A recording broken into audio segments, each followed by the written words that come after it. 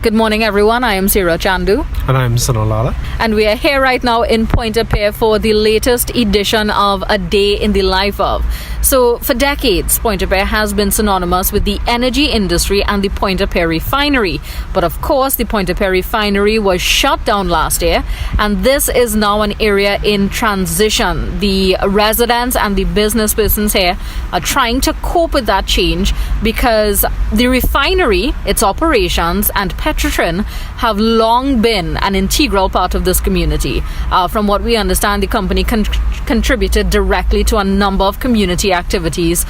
Business persons here depended on the refinery directly and indirectly for business. So without that factor here now, they are trying to find new ways to move on, to cope with the loss that they would have sustained as a result of that closure. So that's what we're going to do in A Day in the Life of today. We're going to explore this community to see how that transition process is going, what life was like and what life is now in the aftermath of such a major change. Now, Point-a-Pierre, how did we get here? I was just a passenger. Mr. Sanolala was our driver, so he's going to run us through that. So, Sarah, we came from the northern part of Trinidad through the Sir Solomon Hochoy Highway. We took the Gasparillo flyover. That exit there on the left-hand side came through Gasparillo, and now we are on Union Road in Marabella, and we're heading to Point-a-Pierre in itself. Now, coming from south, you can also take that exit through Marabella, which is around by South Park there, you might remember. Or there's also the Point-a-Pierre refinery. You can turn off there if you have a pass, or if you have access, even to go to the Wildfall Trust, where we will be there soon. So that's basically a rundown how you reach the Point-a-Pierre. And yeah. So just an observation as we close this first capsule report. Like I said, this area, Point-a-Pierre, has been synonymous with the energy industry. So you would expect, industrial installations. But there is a large part of the community here that actually has a lot of greenery. There is open land and large trees. And of course, there would be buildings, business places, homes, and all these sort of things. So we will have some photo highlights for you on our social media accounts. So be sure to look out for that. And also stay tuned for our next capsule report, in which we interview a businessman who has been operating here for 33 years, and he's going to tell us how things have changed over time, but especially in the wake of that closure of the refinery. Good morning, everyone. Welcome to A Day in the Life of Point-a-Pierre. We're here with Neil Samlal, an electrical contractor, who technically his business falls within the Point-a-Pierre constituency, but as he was telling me just a few moments ago, there is a distinction between the constituency and the area. So while he is technically in the outskirts of the area, he does a lot of business within Point-a-Pierre itself. Yes, we do. Point-a-Pierre itself really starts from the traffic light in Union Road, Marabella, straight on to almost the Claxon Bay flyover, after your Claxon Bay main area, because that is the area that is called Point-a-Pierre itself. We in this area do a lot of business with the Petro-Trin refinery, and as I will explain to you earlier, we have lost a significant income in the sense of the closure of Petro-Trin, because the Marabella people and the Point-a-Pierre people and the people in this general area depend heavily on Petro-Trin because of the sales and the supply materials and labor force and subcontracts, and we were subcontractors with Petro-Trin once also. And you said you've been in business for 33 years. So in addition to working at a point in time at the refinery, you also do a lot of business within the area itself. So how was the business atmosphere 3 decades ago, and how has it changed over time to what it is now? Okay, 3 decades ago, I think business was booming. We had a lot of potential, and so that we could have done, as a businessman, we could do investment, take risk. Now, with the closure of Petro-Trin and with the economy of the country right now, there's nothing, no businessman is doing any investment right now. As a matter of fact, we were considering purchasing another truck for our business. That is on a downhole, because there's no actually income and actually no business stemming from the closure of all these Petro-Trin, because all these subcontractors are not getting any more contracts, subcontracts, even maintenance work due to the closure of the refinery. I know that is, as you said, a huge blow. But do you see any way forward from that? Because I know the closure of the refinery is fairly recent. It happened a few months ago. Do you see things getting better, maybe with some concerted efforts? Well, what is helping us, or what is helping the area of Marbella and Point-a-Pierre is that the private businessmen and the businessmen, they are also investing. There are a lot of the developers. Right now, we are in two major projects in Marbella from Ramco Industries and Pioneer Enterprises. They are two major projects that's going on in this area, and that has given us a substantial amount of income and keeping our couple of crews occupied and everything. And then the profit margin is not as used to in the couple of years ago, a couple of decades ago. Right now, if what used to put a markup of 35-40% on some projects, now is only 15 and 20% and 10% as the case may be, and that's the biggest income you're getting in right now. But the private sector and the business people in this area are doing a lot for the economy in this area.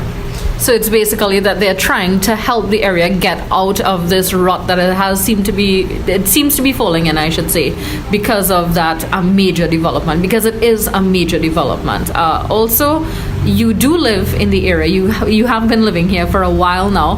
What could you tell me about life over those years? Well, right now, our biggest concern is crime. But I mean, for the past, I built my house in 1995, and living in this area, peaceful. You could go where you want, you could come where you want. Now it's a challenge. Now the crime situation here is terrible. You have to be 100% careful. You have to make sure you have, even when you're opening in mornings, you have to have at least 2 or 3 people with you just looking on. So the crime situation in this area has gone out of control, and I don't think the TTPS is doing much to get a control over it. So that's the biggest challenge we have here. The local businessmen, I said, they are doing an excellent job in keeping each other here. What we're doing, we're sharing the business. Who is selling materials we buy, and who is giving contracts they're giving us to us. So that's what we are doing to keep each other afloat, as we would say. I wouldn't say we are making a big profit, we're keeping each other afloat. And our biggest challenge to all the business people in this area is crime. Now, I know Point-a-Pierre technically is a bit of a larger area, but would you say it's a pretty tight-knit community? Yes, but I think the residents and the business people have a better relationship with each other, in the sense that we keep each other abreast, and we keep each other, we look out for each other, because situations where we have situations, one will call each other, the Samuel Singh Business Center or Southern Wholesale, even the gas stations people, they will call and say, look boy, I'm seeing something looking suspicious, or they'll call and say, look, we have something to do.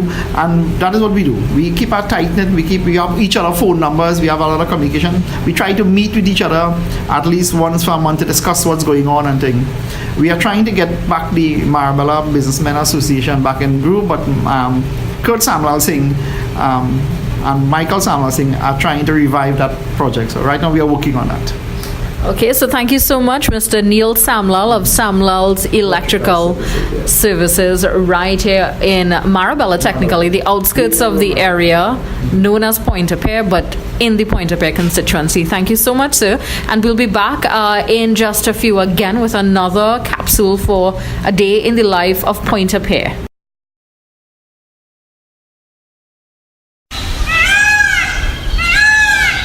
The sounds of nature in Point-a-Pierre. Welcome back, everyone. This is a day in the life of Point-a-Pierre, and I have with me Tamara Gobardhan, who is an 11-year veteran of the Point-a-Pierre Wildfowl Trust. So we've been saying before, Point-a-Pierre is an area synonymous with the energy industry, so people think industrialized, but it's a very important area for conservation efforts as well, thanks largely to the Wildfowl Trust. Now, I was reading up on Point-a-Pierre, and I understand that there are a lot of natural, wonderful things in this area. Of course, the discovery of oil and gas kind of eclipsed that in a way, but the Wildfowl Trust is doing this great conservation work regardless. So tell us, Tamara, about Point-a-Pierre and conservation in the area, the unique life that we have here.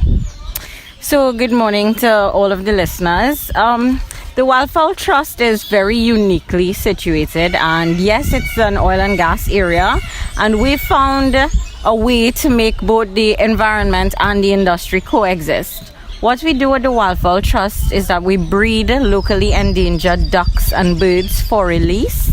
Unfortunately, when people think of ducks, they think of curry. And these are wild ducks. They are very small, and what we're doing is giving them a safe habitat in order for them to breed. And we release them back into the wild, hoping that their numbers will increase. And what about the other animals here as well as the flora? Because, I mean, I'm seeing lily pads, there are trees, you're hearing all the other birds in the area too. Yes, so it's also a haven for lots of wild birds and visiting birds as well, also for a lot of plants and so on. So it's a lovely habitat where wildlife can find a resting place or a safe zone. So it's very important in that aspect. So if it's one thing we know, the trust is very unique in that it is located on a compound that also houses an industrialized piece of infrastructure, the Point-a-Pierre refinery. But you said you found a way to make it work, to coexist in harmony. And I know you said as well that the refinery previously, to an extent, supported the Wildfowl Trust with its operations. Yes, we found a way to make it work. We are existing, we are operating, and yes, Petrotrin, well, the refinery helps us, yeah. That has changed a bit, but they're still doing as much as they can to assist us. And you said you've not noticed any major difference in terms of visitors, because a lot of people were wondering what went on with the Wildfowl Trust. Tell me about the number of visitors you have coming through. I know you had a couple of schools today and you still have more to come. Yes, so we still have our visitorship of schools that visit us during the week, and of course family groups on the weekends. On average, we have about 100 persons that pass through here daily. And of course they go on the guided nature walk, which would be about an hour and a half long, and they get to appreciate nature. And finally, how important would you say the Wildfowl Trust is to Point-a-Pierre? The Wildfowl Trust has made an invaluable contribution to the area. It's very important in terms of the wildlife and what we're preserving here, and we all need the environment. We all use the environment in order for us to survive, so we need to take care of it. Thank you so much, Tamara. That has been our capsule report at the Wildfowl Trust. Of course, we have a lot more to come for a day in the life of Point-a-Pierre. Good morning, everyone. I am Sarah Chandu here with Sunalala, and we're back for another capsule for a day in the life of Point-a-Pierre. And we're here with the very friendly Shazida Khan Mohammed, councillor for Claxton Bay Point-a-Pierre. And she was telling us there's so much more to Point-a-Pierre than what most people know. So let's tell everybody else, what is there in Point-a-Pierre again? Hi, good morning, Sarah. Good morning, Sunil. Welcome to the constituency of Point-a-Pierre. When you think about Point-a-Pierre, the first thing that comes to your mind is the oil sector and Petrotrin. But Point-a-Pierre is much more than that. We have our own beach in Point-a-Pierre. We have our own little heritage site. We have culture. We have nature. It's like a little getaway. And that is what Point-a-Pierre is all about. And the ambience here is beautiful. The people, I would think, are the most friendliest persons here. And I would like to show you what Point-a-Pierre is about. And of course, we're going to be documenting that in our video that comes out on social media, as well as our photos that we're going to be posting as well to Instagram and to Facebook. So how long have you been living and working here? Well, I have been in Claxton Bay, in fact, right, because I am the councillor for the Claxton Bay Point-a-Pierre area here for 19 years. This is my second term as a councillor, and I am hoping to be here in some years to come.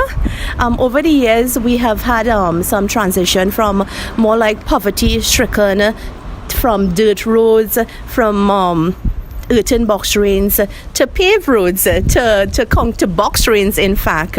And even our culture has expanded or extended. We have developed our recreation facilities. We have developed our community centers. Even the small business has been booming for the last couple of years. But what would you say the major challenges are? We know that the area has been directly, indirectly reliant on the energy industry in particular, and the closure of the refinery, of course, is a big blow. So example, that has had a severe impact on some of the persons and most of the persons in the Point-a-Pierre, Claxton Bay area. What happened is we would have the middle class persons or even the lower income persons who would have depended on Petrotrin, possibly like the shopkeepers, even the persons selling at the roadsides. Well, I want to say roadsides, but they are not really illegal roadsides vendors. Even persons who look at Petrotrin, they would have shutdown every couple months, and those are the persons who would depend on Petrotrin. And now with that, we have a lot of unemployed people right now here in Point-a-Pierre. So definitely an economic challenge. Are there any other major challenges to the area? When we drive through the area, you would see too that Petrotrin, they were in charge of a large portion of the Claxton Bay area, the Point-a-Pierre area. So that land space right now is sadly neglected. So you would see it's overgrown and not taken care of. Even one of the flower pot area where I wanted to take you, that was part of Petrotrin's area. It was really a beautiful, it still is a beautiful area. It's a family area where you can go on a Sunday evening, take a drive, carry your lunch. It's on the beachfront there, and it has been neglected since the closure of Petrotrin. So what would you like to see for the area, knowing the challenges that exist right now, knowing the transition process that needs to happen in the wake of the closure of the refinery? What would you like to see happen in the area? What would you like to achieve for the area? Well, actually, I would maybe if somebody could inherit these areas. I mean, it is part of what Point-a-Pierre is. It is part of Claxton Bay. It is our heritage. The beachfront, flower pot, even the wildfowl truss where you visited this morning. That is part of our heritage. And if maybe whoever inherits Petrotrin or if they could start to maintain it and possibly create employment back for the people in Claxton Bay, Point-a-Pierre. Okay, thank you so much, Councillor Shazida Khan Mohammed. That's it for now with her, but she's actually going to take us to meet some of the people who would have been impacted directly by what's been happening economically in the area recently. So stay tuned for that. Lots more to come. This is a day in the life of Point-a-Pierre. Good morning, everyone. This is another capsule for a day in the life of Point-a-Pierre, and I have with me Mr. Bryden Alain. He's been living in Plaisance Park for about 45 years now, he says, and he has seen it grown from an area with barely any houses to what it is now. Well, first I want to make a distinction between where the tech school employees live, where the private land. I'm living in hospitality lands, which is supposed to be a small area. It has expanded a bit, right? But the other part I hardly know of. Most of the people who are resident there came from San Fernando. I know him from that time. About 2 or 3 generations have gone. Some who are alive, they live in a cocoon, sorry for the expression. The others have migrated. Many have died. I'm alive. So here's a nice place. It's very quiet. You won't believe. We had a era when there was a lot of theft and so on. We are victim of that. But he has been lit and properly fitted with, your infrastructure and so on. So it's not as bad. But generally speaking, it's a quiet area. Where I live is always may not be fine distant, but in direction. That if I'm going to work where I work north, I'll be going ahead of these people here and we'll work in different hours. So if you think we just about half a mile apart or a mile apart, it's a little further than that, right? Both in culture and in other ways. Yeah. Well, from what I understand, Plaisance Park is basically a private area. There are a lot of Petrotrin retirees, you said previously Texaco, living here as well, and maintenance on roads, on the parks, was basically done by the energy company previously. So now that the company has basically closed down, there's a transition from Petrotrin to other companies. Yes. What has it been like more recently in terms of maintenance in the area? I don't want to sound like a perfectionist, but I always thought that even the company itself could have done a little more in maintaining the infrastructure, and it happened to such an extent, as far as I was told, because I have a cousin who lived there. He passed on many years. He said what they had to do eventually is get a team of volunteers, residents, and they will set a date where they'll come and do a bit of cleaning. Now, I don't want to say anything derogative about things, but the thing about maintaining something, even in your own house, right, could become very difficult when you get older. And people who are responsible to maintain this, they don't honor that responsibility the way you would like. Now, nothing is perfect. But if you do 75%, we appreciate that. But generally speaking, we're not too bad. There are many other places that are worse. And then I have to talk about my dear counselor. I must say she's doing as much as she can, but her hands are tied. Because I find the what word must I say? Anyway, there's a sort of illogical arrangement for responsibility. You know, for instance, if you live in your house and the surrounding of it within your thing is your responsibility. Well, my counselor here, although it would seem that she's responsible for all the area, there's a kind of it's a illogistic kind of thing. Now, if I ask her to say, well, so and so is the case, and I knew that when McLeod was there, it's the most stupid arrangement. You are responsible for where you live, you know. I'm responsible for all here. So, well, thank you so much, Mr. Bryden Alain. A wealth of knowledge about Pleasance Park. Thank you for your knowledge, and thank you for extending that knowledge to the rest of the country. That is it for now from us at Pleasance Park. This is a day in the life of Point-a-Pierre, and we'll be back soon for just another capsule report. Good morning, everyone. We are here in Pleasance Park again for the final capsule report for a day in the life of Point-a-Pierre. And with me is Mr. Cayman Sadafal, a resident here who has an interesting story of what life is like now, especially. How long have you been living here? I've been living here since 2013.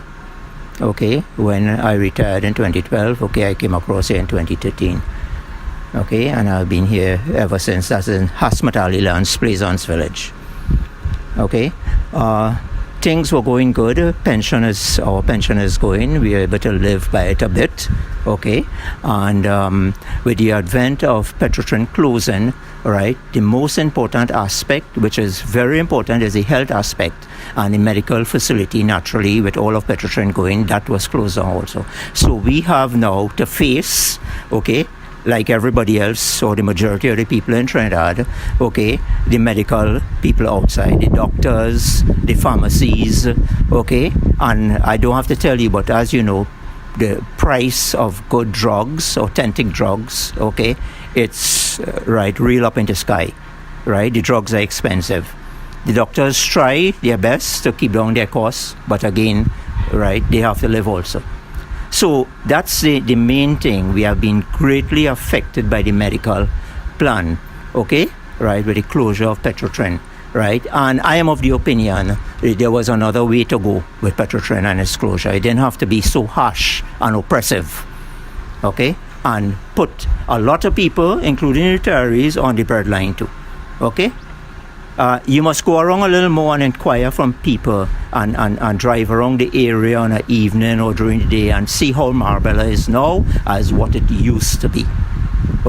Everybody is reeling from the effects, of the closure of Petrotrin, inclusive of the contractors, because naturally they had workers and they have no work, so they can't hire no workers.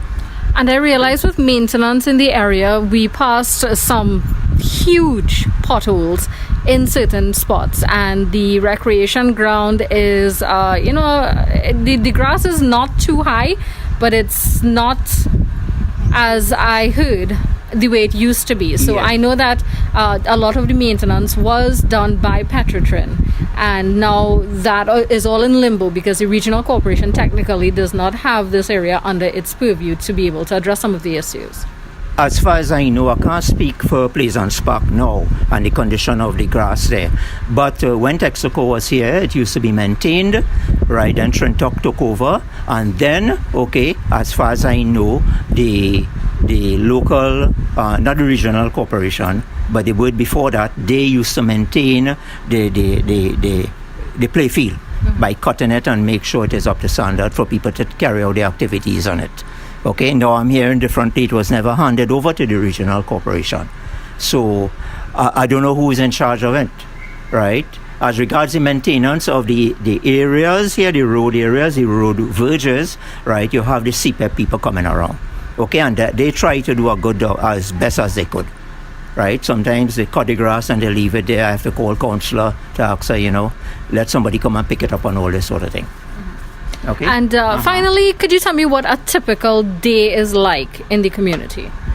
Well, this is a very quiet community, as you can see. You have people leaving on a morning to go to work or take their children to school or so. I, as a retiree, okay, I have bills to pay. I have other activities to carry out here. Or sometimes I just stay home and do some homely chores, which I'm accustomed doing from since I was in my mother's house. And well, today you caught me because I was scrubbing some mats. Okay, I know I'm using bucket water and not a hose. Right? On an evening, the place is very quiet too. Okay, everybody is to themselves and all of that. I find there could have been a little more friendship and so between the neighbors. But I guess that's the way it is all over. And we try as hard as possible to look out for each other in the event that any emergencies arise or so. Okay? Do you have any problems with crime or maybe water supply or anything along those lines? Well, the only thing we have water. Okay, because we're getting it from Point Lisa's. Okay, not every day, but it's good, a good supply, and we know, we check our taps and fill up as possible. But sometimes WASA play a game on us and they take the water and they don't say anything. Okay, so our tanks run dry, right? And we have no water, and we have to order water from them, which never comes. Right? Or sometimes you go the illegal way. And I know people buying water for at least $600 for $1,400 or $1,600. I mean, 1,600 gallons, okay? But that's not the proper way.